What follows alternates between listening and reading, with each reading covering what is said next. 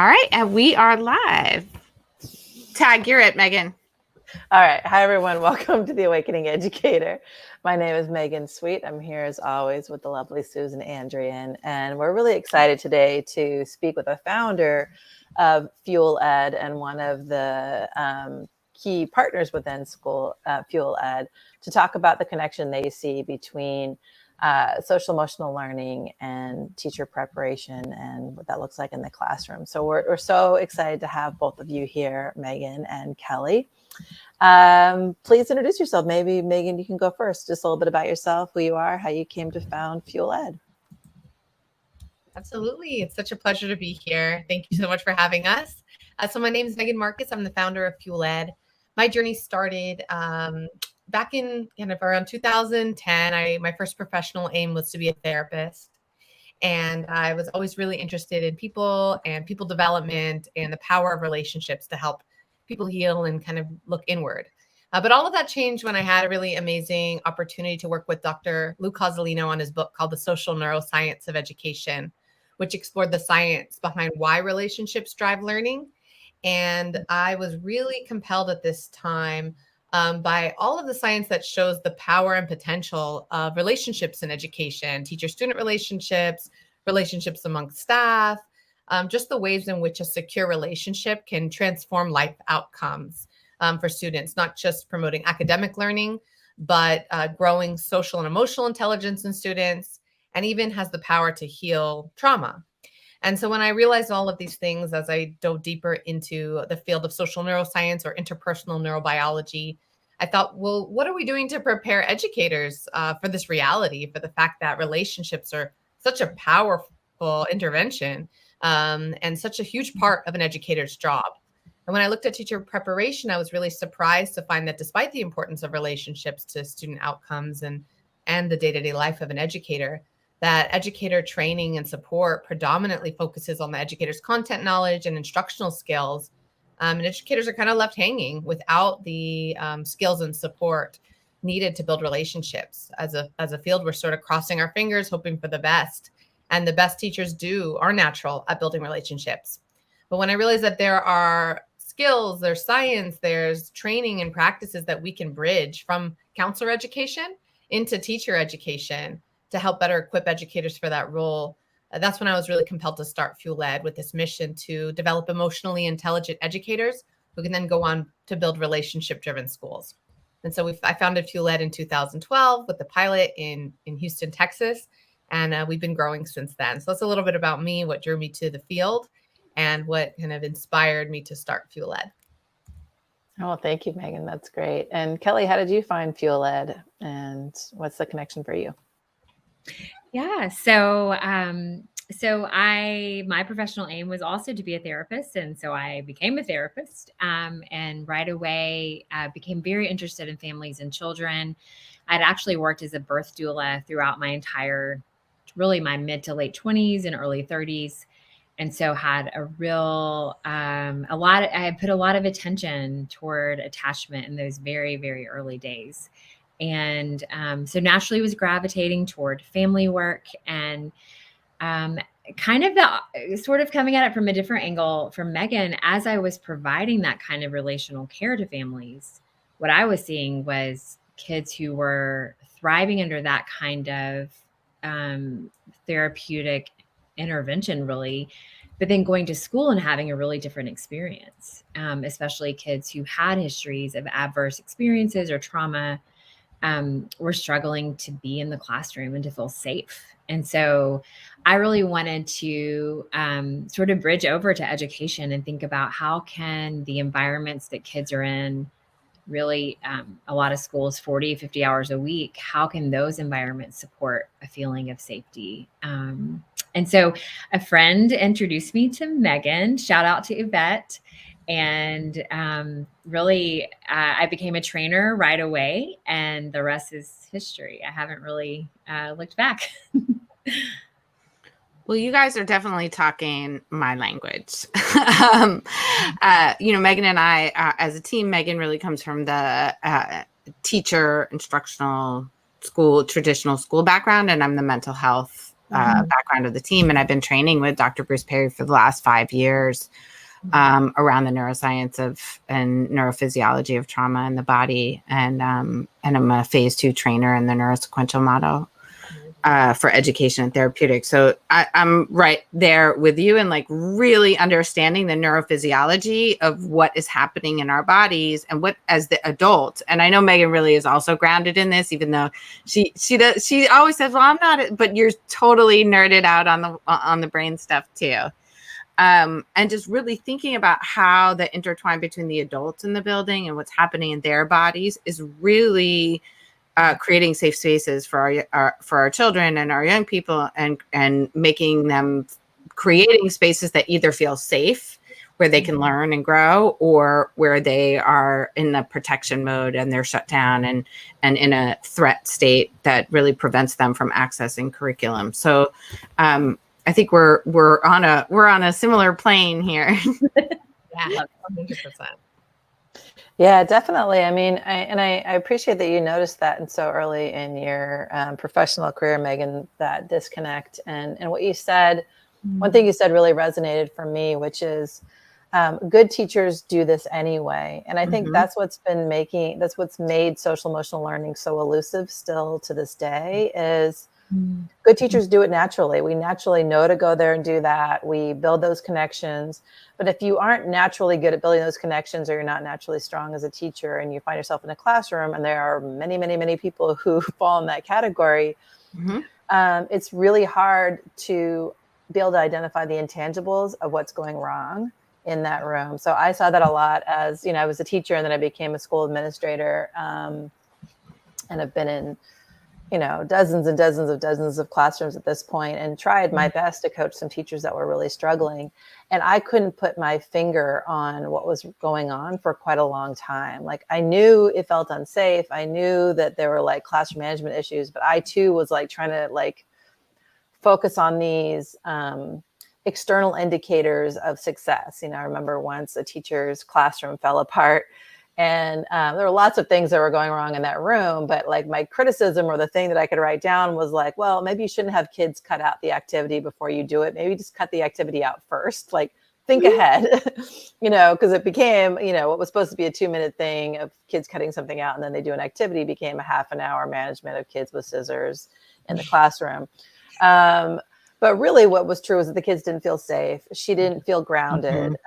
She, when things started to go off in the room, like she just stood there like a statue and didn't do anything, right? Like, because she didn't have that connection with the kids. She didn't feel grounded. She didn't feel like she owned the room.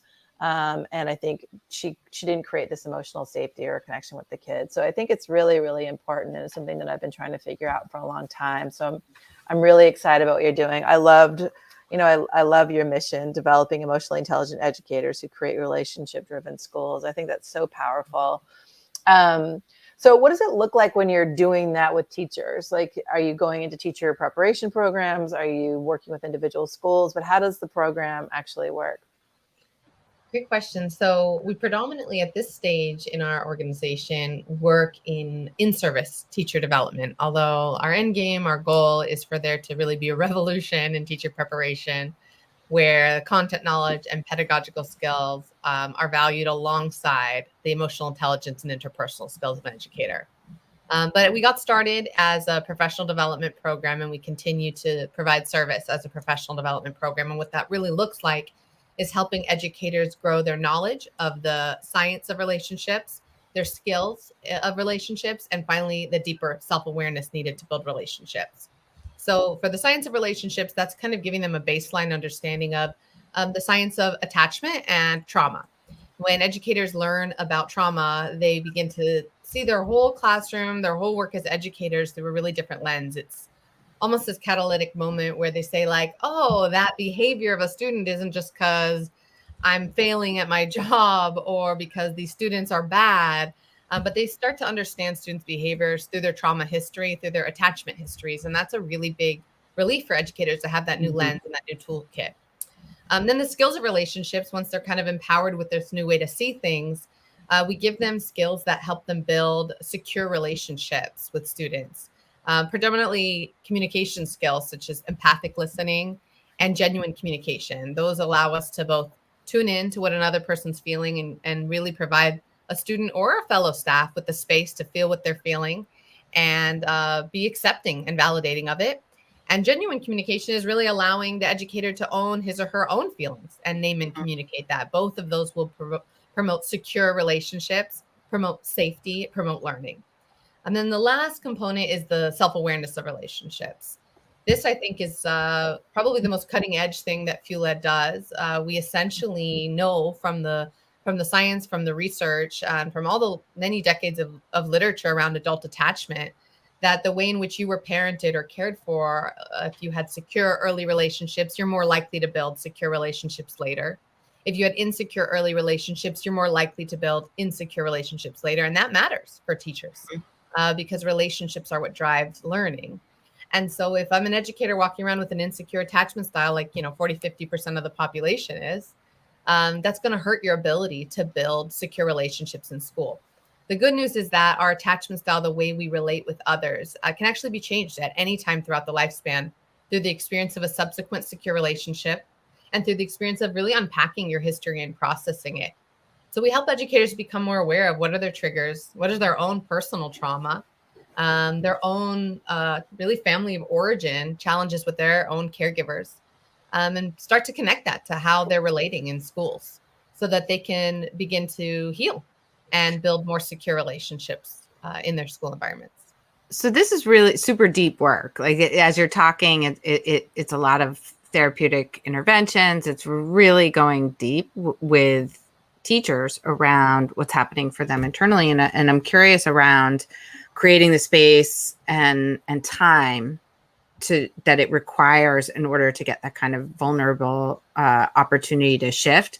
How long are teachers engaging with your program, and how often are you seeing them? And then what are they doing in between when you're working with them? Because I know, I currently support 18 schools with the behavioral health, and I'm building relationships over a long period of time, but time is the most critical aspect of this. And so you're working with the culture of the whole school as a whole. But how do you get in there to get that kind of time to create that vulnerable space to do that deep internal work? Yeah, that's a very good question.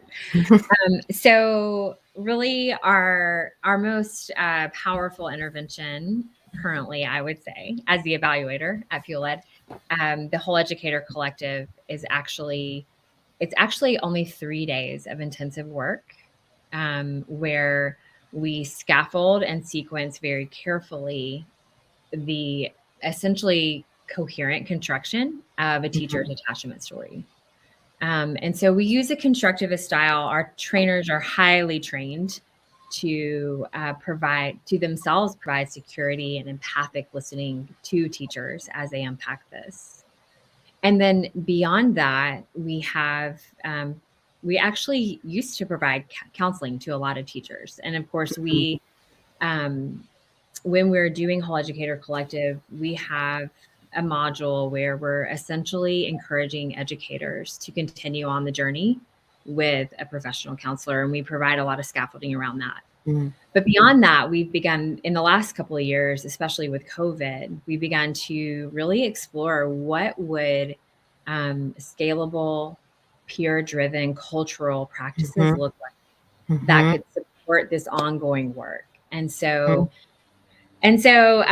we actually have pulled an intervention from within our culture that's called stewarding at Fuel Ed. If you're a partner at Fuel Ed, you're always engaged in stewarding. So I've been doing it for almost 3 years now. And every 6 months we rotate. And what stewarding is really just the experience of a secure relationship. And so I meet once a week with my steward, and we both share what's going on for us and digest whatever the stressors or the triggers or, just our emotional struggles together.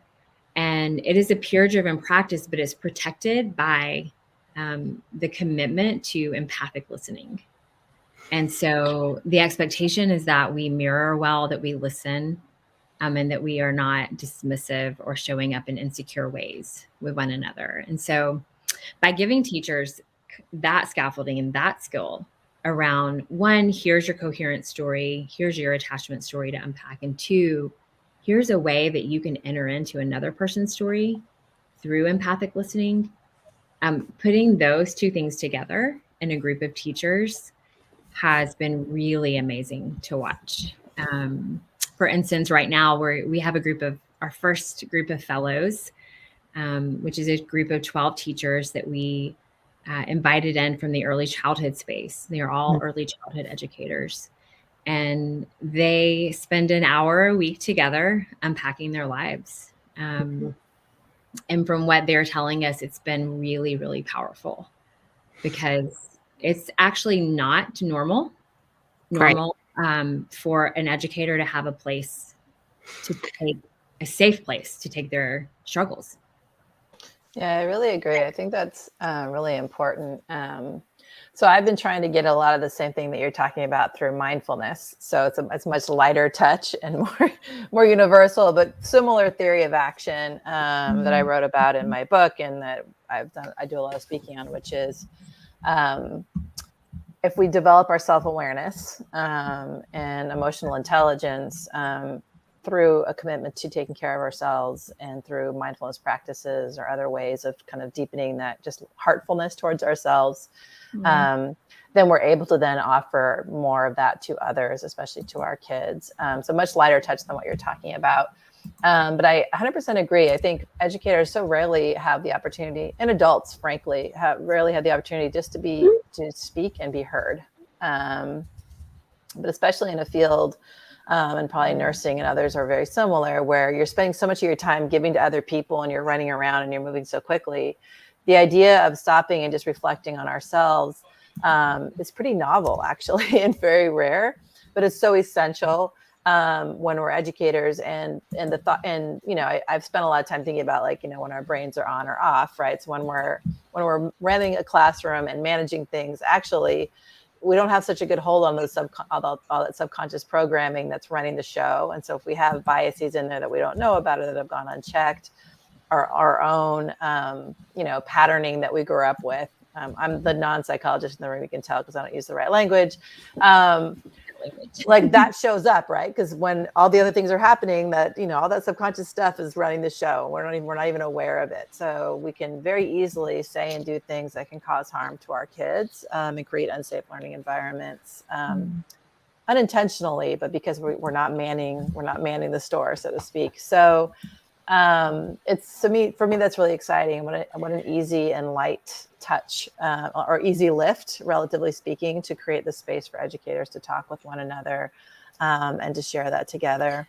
So we have come up on our first break. Oh. It's hard to believe. I know, right? And so we're going to go into it. When we come back from the break, I really want to hear about how I love this idea of stewardship, and also creating natural healing spaces and communities of healing and therapeutic environments. And this is an area that I've been digging in deeply. So I'm really excited to come back and unpack some of the ways in which your team has been able to bring this to schools and communities. So we will be right back.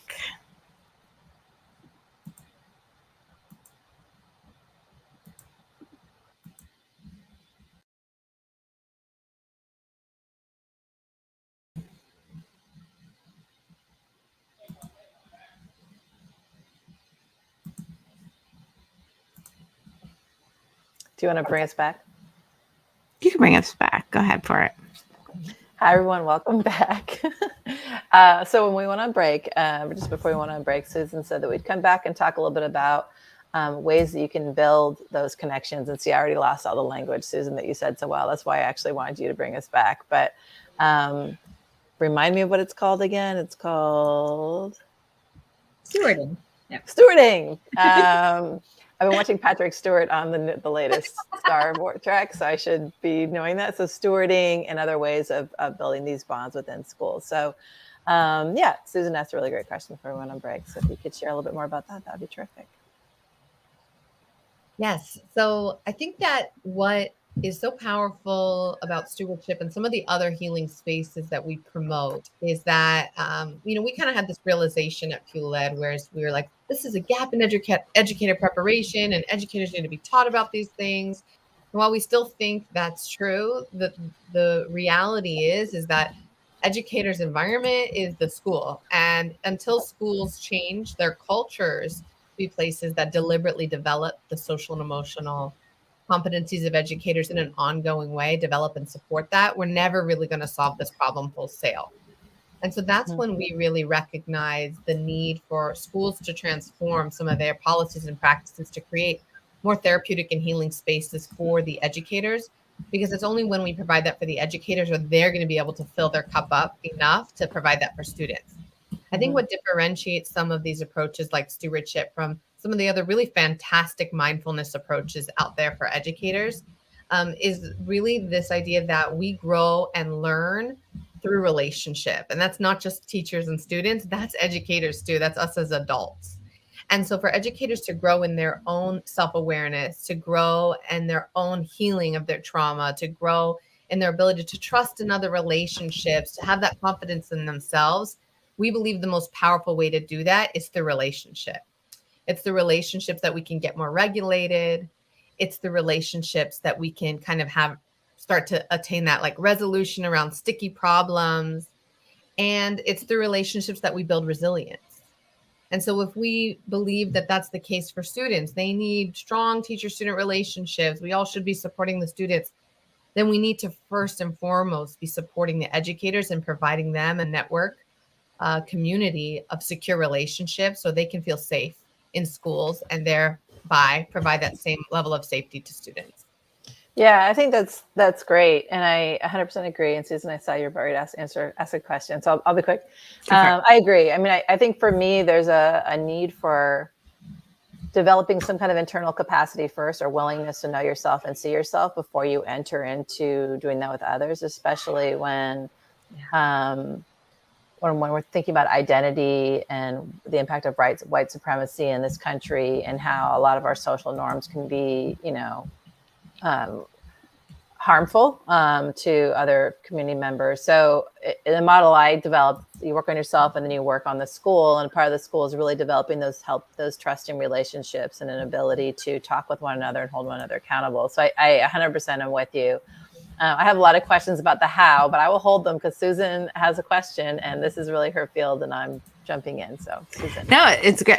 Part of me is really bringing up a lot of how I've been shifting around thinking about things for the last couple of years. A few years back, I created a weekly healing art space for teachers that was voluntary and drop-in.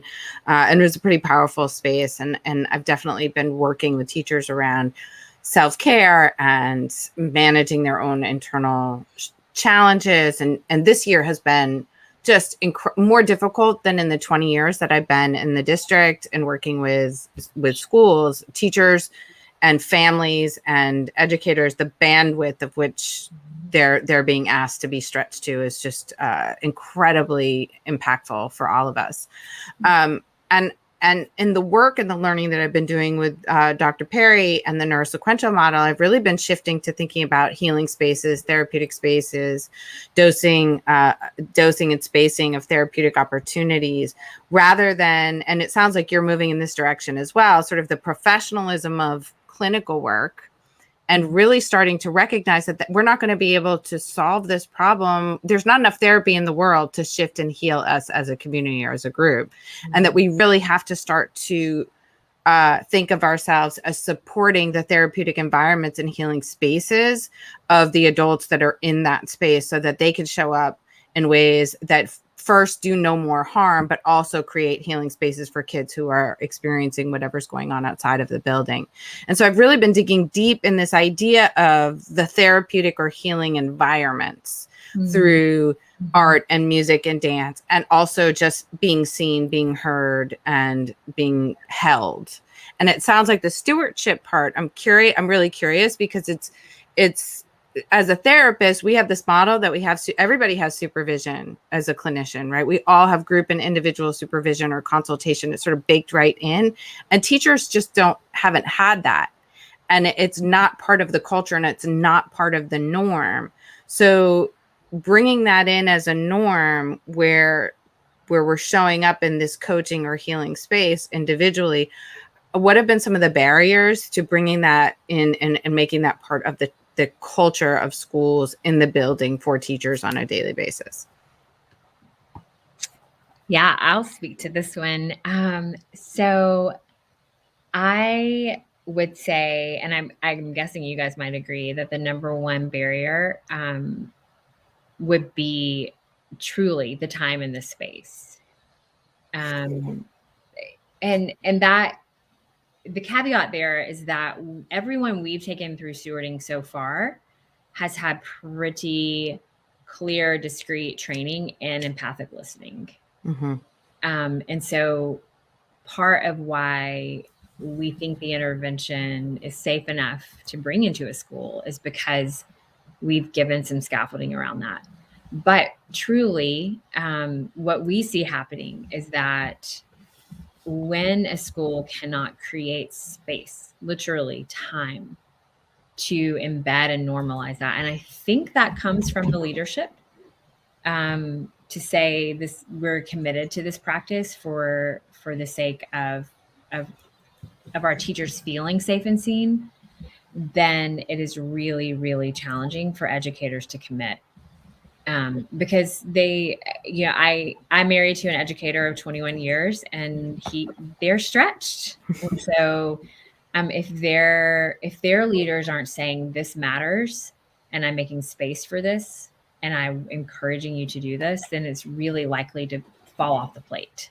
Mm-hmm. That's such a great point, Kelley. And I'm wondering, like, how do you make that sale to leaders? Because I agree, leaders hold not only the resource of time, and I was going to say money, but they also hold the resource of time, and they really set the tone in the school. So if they don't believe in it, or if they don't value this time over other things, they're not going to make the time for it, and it's not going to create a safe space for teachers to really engage. So how do you all enroll people in doing this work so that they can start to see that it's valuable?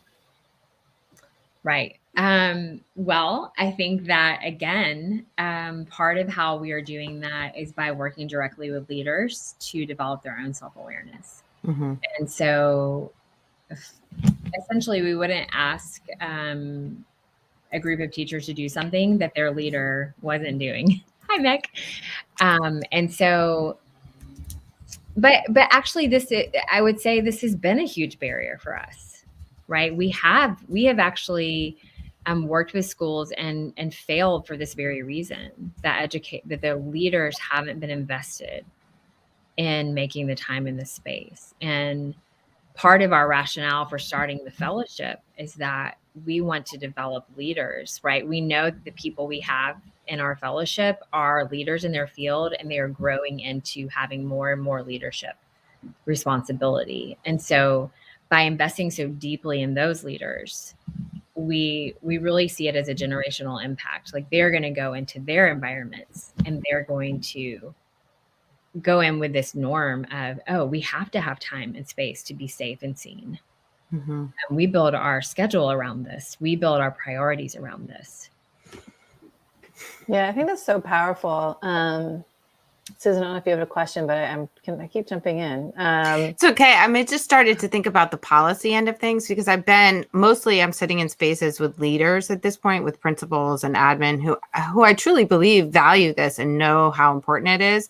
But particularly in this year with COVID, and particularly in this year with everything that's happening, they're not.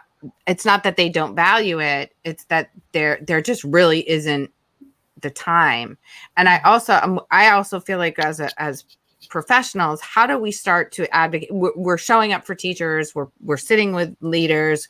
We're problem solving with them, but is your organization involved in policy and advocacy? And I'm also curious, Megan, I want to put you on the spot a little bit about being a school board member and how this plays into where we're looking at things from the school board perspective, because I don't think this can be fixed in the building necessarily. We need, like, really a paradigm shift. That's a good point. And I'll let maybe Megan or Kelley talk, and then I can jump in, because actually I did get to have training as a new administrator in emotional intelligence and awareness. And it's totally shifted how I approach things, but I'll add my 2 cents later. So you two first, and then I'll jump in.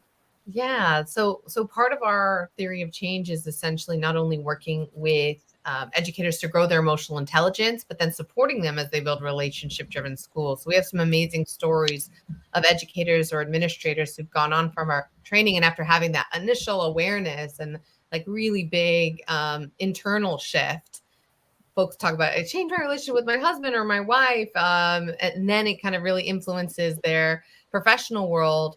But for those really hungry go-getters, they then go on and change when they're in positions of power, things like their hiring practice. We have one principal who started recruiting and screening educators for their empathic abilities. Wow. Just like, what's on their resume. We have one of our alumni who actually, after several years in her job and seeing the impact of this work, said, I'm going to start my own school that doesn't have kind of the traditional behavior management models that actually can provide this type of in-depth developmental work for the educators. Or another educator who set up kind of the support groups, listening groups for the teachers. So what we want to see, what we believe will create the sea change we want, is a lot of actors out there, individual educators and groups of educators, really creating change, not just in their interpersonal sphere, but really policies and practices on the ground that embed and bake in this value and this core foundation of secure relationships into all that they do. So I think that can create a really big shift. And I think it's one of the most powerful ways, because policy is really, really important, but it can be easily kind of misinterpreted or kind of played out on the ground. But if you have emotionally intelligent educators at the center, they'll be able to easily identify which of these practices of our traditional educational model are really antithetical to what we know about how learning happens through secure relationships. And there are many, many, many. And we at FuelEd couldn't identify them, but the educators on the ground, once they have this new frame and this new way of being, they're really hungry to make some of those changes. Yeah. And all I would add to that is that teachers are already very naturally organized into groups, right? We have professional learning committee. I mean, our communities, all kinds of groups happen in school settings, professional groups. And so I think that, Megan, I think your point is really important, that when you give a teacher the experience of the shift in frame and shift in how you see others and yourself, then they can take the groups and the practices that already exist and shift them to what we would say, I guess, is a higher purpose. But I will add on. Excuse me, Megan. Go ahead, Megan. I will say, to kind of double down on what Susan was speaking to, is that none of this can happen without leadership's consciousness changing as well. I love the title of your podcast because it really is about awakening and growing in consciousness. And it can't just happen for the educators, teachers, that is, when we have teachers on the ground growing in this awareness, but they're in systems where they have a principal where they don't have a secure relationship, or that principal has a district administrator where they don't have a secure relationship. It actually can drive educators more quickly out of the profession when they realize, like, I see this new way and I have no path forward towards it. It can be really demoralizing. And so we think like the number one most powerful thing is for all principals to kind of go on this journey, because the more the principals can see their job as providing secure relationships and conditions and a climate for secure relationships and safety and being seen for teachers, the more the ripple down effects will take place in a really powerful way. But it must happen at the leadership level, from the school to the district to the board leadership level, that growth in that awareness. And I'd add to that the federal level and the state level. Yeah, I mean, I think in general, we need, as a country, we need to attend to social emotional well-being and care on a deeper level. I mean, I think we're increasingly getting more destructive to one another. I was going to say that I did get to have the benefit when I was doing my administrative credential to actually learn from two professors who created an empathetic leadership model. So it's Dr. Diane Cattell and Dr. Pete Mesa, and they had both been superintendents and school leaders, and they were professors, and they had a long standing experience in school. And so they have a whole approach to systems change and how you do leadership that's all about emotional intelligence and self-awareness. And then how do you apply that kind of empathy towards understanding and making changes through a school setting. So I didn't like even realize how much that had influenced me until recently. I was on an airplane ride and I was reading Dr. Cattell's book, and it was like all, like everything I just written about in my book, like it was so much, some of the connections were there. So I think it is this powerful way of going about it, because for me, I didn't learn as many of the tactical elements of how to be an administrator in that program. I learned some, but I think, and I'm a finance person, and I think the finance course was like, I don't know, 10 weeks or something, and maybe not even that. And I kind of wished I had that, but actually a lot of the tactical elements of how to be a teacher or a school leader, they're important, but they can also be learned on the job and kind of have to be in a lot of ways. But if you're not predisposed to some of these things before you enter in, then you have to learn it later, and then you're competing with that time and energy and burnout and all those other quotients that are there that I think are really a problematic issue. That's why I've been wanting to bring mindfulness and any emotional intelligence and awareness into pre-service teacher programs and pre-service programs for administrators too, because I think that's just how you do it, and you don't even know that you're doing it differently, and you have all these benefits. So I think that's really true. I do think you can make changes. I think your point is well taken, Megan. And I often tell people, like, look, just start with yourself, because I think sometimes the change can feel so big. Yeah. Right. That the idea of like getting your administrator on board and getting the system on board and getting even like your colleague on board to do this can feel really huge. So I often say, like, look, if you start with yourself, you're going to feel better. I do agree that for some folks, when they start to feel better and they have that awareness, then feeling better means stepping aside. And actually choosing to lead the profession. So I think that's a really valid point.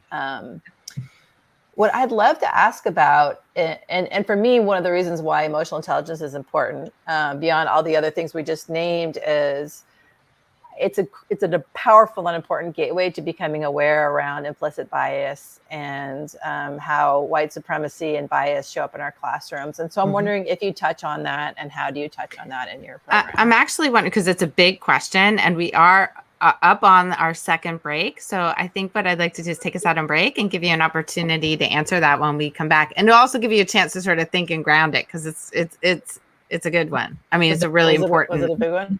Okay. Well, it is. It's an important one. I think you and I both value this as our core value, and really important. And I don't want it to be shortchanged by a break. And Megan, I'm going to remove you and for real, like you're supposed to.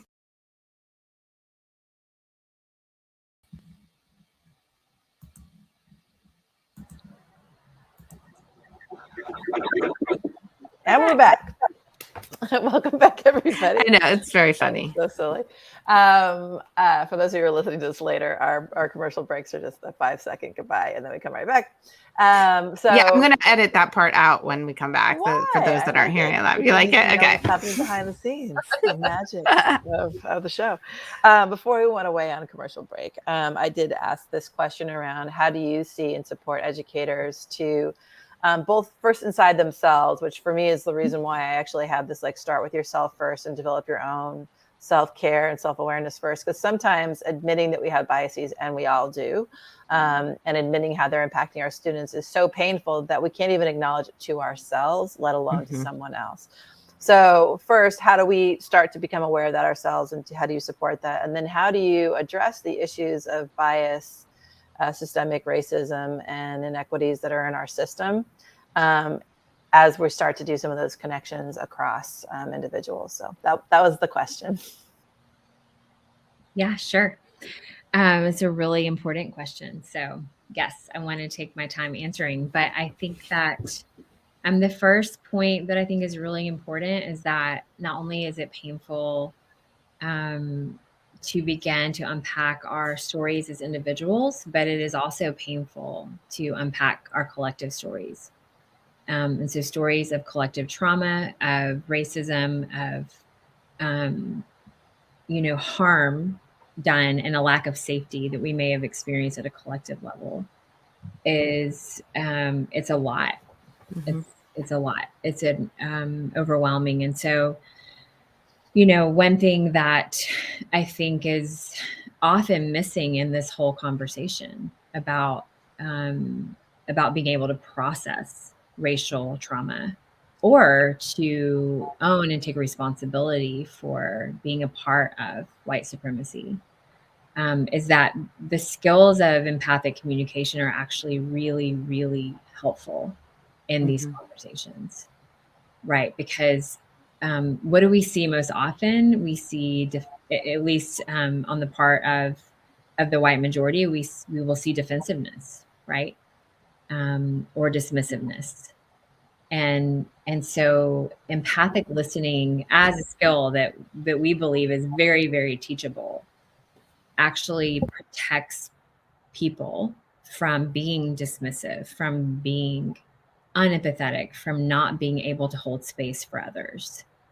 But I think more important than that, what we've seen, we actually asked about this for the first time on our most recent survey for our alumni, and kind of wondering like, well, what does Fuel Ed have to do with this conversation? And so we asked teachers to kind of tell us like, hey, have you connected this work to your actual DEI efforts in your school communities? And essentially, some of the teachers we asked just said, I am able to see my students' stories through their eyes and lens more than I could have in the past. And I think that speaks to what you've been saying all along, Megan, about this connection between starting with self-awareness paradoxically creates almost a sense of others awareness. So in the science, that's called theory of mind, or the ability to really tap into the internal experience of another human. And so as we begin to acknowledge our own pain and our own stories, what teachers have told us is that does transfer to an increased capacity to understand what another's experience might be like, moving us out of dismissiveness, out of denial, out of defensiveness even, and into that mirroring space where it's like, I'm here to listen. Whoa, that sounds hard. Whoa, wow. And so I think that part of our role in this whole conversation is to help educators of color to have safe spaces to process whatever stories, whatever collective stories are there, but also for all educators to have the skills and the self-awareness to be able to, one, tap into another story that's outside of your own, and to meet that story with real empathic skills. And yeah, I don't know, Meg, would you add anything to that as you think through, as we've sat in this a lot lately? I think that was beautifully said, Kelley. And I think that is what really underlies some of these difficult conversations that have begun to happen, that need to happen. There's certainly an increased awareness of the need for some of these more difficult conversations across racial lines. But how well equipped are we to have these? Yeah, and it makes me think of the synergistic nature of it, right? That it's the individual, the interpersonal, the historical, and the systemic ways in which racialized trauma is impacting all of our systems. And so each of us are sitting within those systems with our own history, our own experience of interpersonal, and then within the historical context that we're in. And so creating this empathetic space of listening allows each person within the system to be seen and heard, but also to be able to recognize the ways in which they're participating in that system. And even just by acknowledging and participating, you're taking the first step of not perpetuating. Mhm. Yep. Agree. And I think self-awareness is an essential ingredient to be able to show up in the space. And so providing the scaffolding for that is really important. Yeah, I think I really appreciate that. Yeah, I mean, I think Susan and I talk about this a lot, so we're sold and we agree. And, I think I keep talking about us needing to reinvest in our educators. And really, I think that's one of our biggest problems in education. Sometimes I call it reprofessionalize, which is also true. And that I think our profession has become so disrespected and watered down by so many different people, through pay, through public perception, through the lack of preparation and care we actually give to our educators before they're standing in front of children, and yet we're surprised that our education system isn't working well. So investing in our educators and really showing that we care about them, that we understand that actually they're professionals with a high degree of expertise and knowledge who deserve to be invested in and supported in that way, I think is really powerful and important, and that their well-being is important. I also think that the more educators understand this, they'll stop doing the harm to each other, because I just want to name that we also do a lot of harm to one another around those expectations. So as one of those teachers that immediately got tapped to lead things and then followed the leadership path all the way through to the district office leadership, I'm that person. It's the hard workers, the people who don't take time for themselves, who don't say that they're in pain or have needs, that just kind of put their head down and get through it and get results. Yep. We're the ones that become the leaders, and therefore we're the ones that perpetuate that cycle, first in our classrooms, then in our schools, and then from district leadership levels. And so until we as educators start to see and value our own need and care first, and why that's such an important investment in our students' well-being, because I think people don't see that connection. Like, if the adults aren't okay, the kids aren't going to be okay. It's just how that's going to keep working. I just am desperate for us to break that cycle, and I really appreciate your program. I'm guessing you've been well-placed because of the pandemic to have your programming here, and I'm just wondering how the pandemic has shifted or shaped your approach, or how it's been supportive during this highly unusual and even more stressful time. And I think that the issues that FuelEd has always stood for have just become more present in the national consciousness. This idea that students and adults enter the classroom and school with trauma, the fact that relationships are really necessary and really healing to promote and restore emotional safety, and the need for schools to be places where social emotional learning can happen. That's what FuelEd has been essentially promoting and been about since 2012. But when I started FuelEd, it was, No Child Left Behind era. So it was having to make the case about why academic learning can happen if we help educators build the skills to build relationships. And it was a lot of, kind of logical jumps, which are all, the science supports that. But now it's like mental health for the sake of mental health, educator wellness for the sake of educator wellness, which is a welcome change. And I hope that it not only sticks and stays, but that it creates genuine change to the way we do school. I would hate to lose this moment where all of our consciousness is around the fact that we've all been through trauma, and the fact that we really need schools to be places that support entire communities, not just the students, but the adults, the parents, the entire ecosystem needs to be attuned to the whole person's needs. So, of course, logistical things have changed, like taking our program online and this and that. But I think the biggest thing is seeing the shift in the ethos about what our education community is caring about. I 100% agree. I would add to that. It seems like everyone now wants to talk about the importance of educator well-being.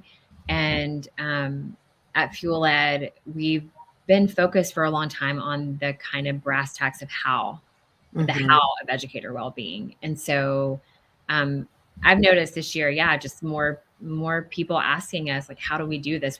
This is important. How do we do it? And I think that's a really beautiful shift to see. That's actually going to be well, sorry, Susan. I keep No, go jumping ahead. today. It's all right, Megan. Go ahead.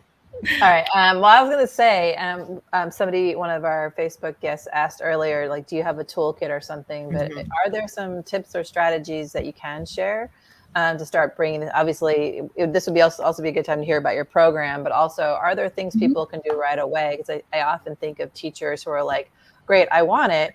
And yet I can't get my administrator to pay for this, or I can't, so what are some things that folks can do right away, and how can people plug into your program if they're interested in doing more? Yeah, so just the first thing is our website's fueledschools.org. And if you kind of go to that website, you'll see a lot of blogs and free webinars we offer on the topic. If you go to a specific site that's not immediately accessible, but if you kind of plug it in, fueledschools.org/BLBS, what you'll get to is actually a checklist that you can download for free of secure versus insecure attachment figure behavior. That's a bunch of jargon that can help you essentially assess whether Is it fueled, FUELED.org? Okay. Fuel Ed Schools, plural, Fuel .org. Ed Schools. Yeah, and then if you do /BLBS, there's a really great toolkit you can download that will help you assess whether you as an educator or administrator are behaving in a way that's more likely to promote secure relationships, safety, and learning, or behaving in ways that's just more likely to promote insecure relationships, a lack of safety, and shut down learning and growth. And so just that simple awareness of knowing what the science says, what does it look like to really be a secure or insecure attachment figure, someone who promotes secure relationships or insecure relationships, is really huge, just to begin to know where to dig in further. Of course, outside of FUELED's resources, we really advocate for counseling, therapy for all those in the education sphere. Of my first impetus, as I mentioned earlier, for starting FUELED was training as a counselor and realizing, hey, counselors are expected to get their own personal counseling so that they can be really in a healthy position to be able to build relationships that are healing and growth promoting. Why wouldn't it be the same for educators who also build relationships that can be healing, growth promoting? And so really, really encourage folks to find a counselor. If they don't have one yet, we recommend person-centered counseling because it is a relational approach to counseling and psychotherapy. And then finally, learn about empathic listening, mirroring, or the fields of attachment theory. I think adult attachment is a really powerful place to dig into, if not through FUELED's workshops, through your own independent reading and study is a really great way to grow your awareness of your own attachment style and tendencies. But would love to hear what Dr. Munger thinks, if there's any other recommendations. Yeah, I would just reiterate that we have free community events. And so come join our alumni community. You don't have to actually be an alumni. You can just be a part of our little community.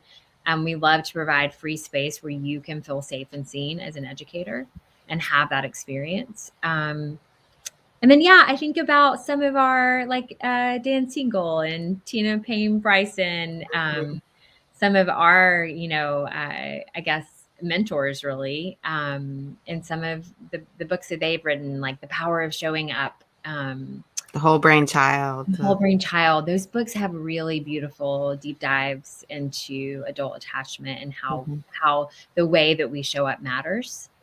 But we would love to see anyone listening at our community events. That'd be really cool. Yeah, well, I will definitely check it out. If you're also interested in learning more about attachment, there's a great podcast called Therapists Uncensored, and they are attachment therapists and interview a lot of different folks from different perspectives. And some of what you were talking about really resonated around some of their work as well. Dr. Perry talks a lot about regulate, relate, reason, and it sounds like all of that is really connected in there. It's like, are we creating spaces so that teachers just have enough time to decompress and then connect with each other so that they can show up and do good instruction? And then are we doing that for our kids as well? And so how are we creating those spaces that have that sequence of what we know works? And I hear you. We're getting away from for the sake of increased academics, for mental health for the sake of mental health, wellness for the sake of wellness. But I also truly believe that if we do that, we're going to have a lot of data that shows that kids are actually learning enjoying learning and becoming lifelong learners in a way that drilling and, the drill and kill does not provide. 100%. I mean, there's research on that, and that's often what I do to talk to my educator friends, and I think there's a lot on both the impact of, like, so Zaretta Hammond's book, Culturally Responsive Teaching in the Brain, is a really good example of that. But also a lot of other, research shows that when kids feel shut down, I mean, we go into fight, flight, freeze. This part shuts off, which happens to be the learning part of our brain. And so when kids don't feel safe, they're not learning effectively anyway. And actually, when they feel safe and they feel connected, then they're able to learn and be receptive in a totally different way. And so I think the learning does show up there. It doesn't do the satisfying, like, you can't connect. This is the challenge with mindfulness, any other social emotional learning modality, is you can't connect X to X in terms of, like, kids feel safe and happy, and look, there's a 10% gain in test scores, which I know is what people often look for. And that's the challenging part of working in this field is, educators are, even if they get it and they want to go there, they are forced to show the direct connection between what they're doing with something that's measurable. And that constantly, I think, gets in our way of being able to do some of the more innovative work that needs to happen. Absolutely. I totally agree with you, Megan, that this is the moment. I mean, I feel more in love with educators than I ever did before. And I've always been a proud educator since I was 21. That's all I've ever known. And I started teaching because I was going to prove that being an educator was easier than I thought as a kid. So I've been humbled on that one, but I have loved educators ever since. And just really fell in love with the profession, watching how we're navigating this time. And it's just so crucial that we provide our educators that care. Susan, you asked a while back, what can board members do? As a board member myself, I think there's a few things we can do. One is treat each other with care and set that tone, which is something I do on a regular basis, of, like, help our parents and our larger community understand what our educators are going through. And by educators, I just want to be clear that I include anybody who works in a school. So the folks that are working in our cafeteria, that are cleaning our schools, our admin assistants, everyone who is in a school is an educator to me. So understanding just the incredible hard work that every single person is doing, encouraging kindness and some empathy, and then demonstrating it in how I interact with staff is really important, but also in setting that standard with parents and community members as they're engaging with me, is at least ways that I can do that now, that I think any board member can do, outside of then, like, mandating social emotional learning policies or things like that, which can happen, but that's much more, that's the long game. We got to do both.